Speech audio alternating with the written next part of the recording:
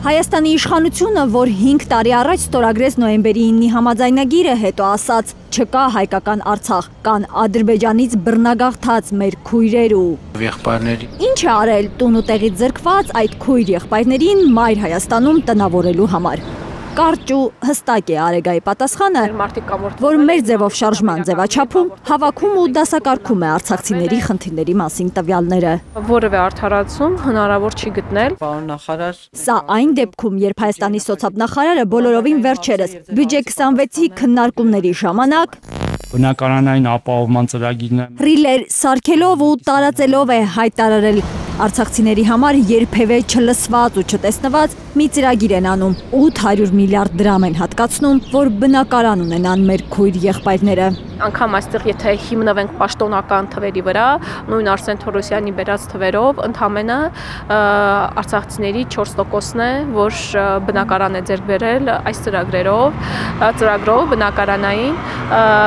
մոտ 30,000 ընտանիքի հաշվարկով ընդամենը 1200-ն է, որ իրացրել է հավաստագիրը, մոտ 3000-ը դիմել է, իսկ 1200-ը միայն իրացրել, սա խայտառակ թիվ է։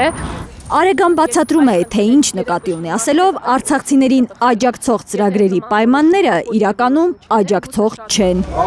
Պայման կա, բռնի տեղահանվածները բնակարաններ պետք է մարզերում ձեռք բերեն, լինեն վճարունակ, մարզերում աշխատանք չկա, էլ ուր մնաց թե բարձր վարձատրվող պետությունը բանկերի կամքին է թողել վարկավորում անել չանելը։ Հետո գումարի չափը շատ ցածր է, հաշվի առնելով, որ այս ծրագիրը գործարկելուց հետո արցախցիները կարողանում են ձեռք բերել միայն երկրորդական շուկայից բնակարաններ եւ երկրորդական շուկայի բնակարանների գների կտրուկ աճ է նկատվում։ Արտագաղթում են բռնագաղթած արցախցիները։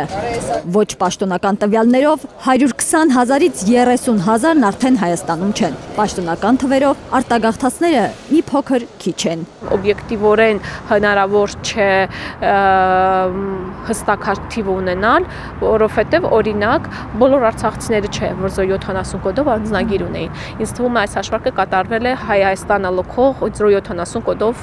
անձնագրով մարդկանց հաշվարկով։ Հետո կան նաև այնպիսի մարդիկ, ովքեր արդեն ձեռք են բերել քաղաքացիություն եւ քաղաքացիություն ձեռք բերելուց հետո են լքել Հայաստանը։ 2 տարվա ընթացքում Լեռնային Ղարաբաղից տեղահանված 120,000 արցախցիներից միայն 21,916-ն են դիմում գրել ՀՀ քաղաքացիություն ստանալու համար։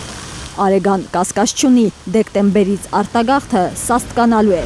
50,000-ականների աջակցությունը, որ ձևափոխվել 30,000 դրամ է դարձել, 2026-ից ձևախեղվելու է։ Այնքան են փոխել, այնքան խութերով է, որ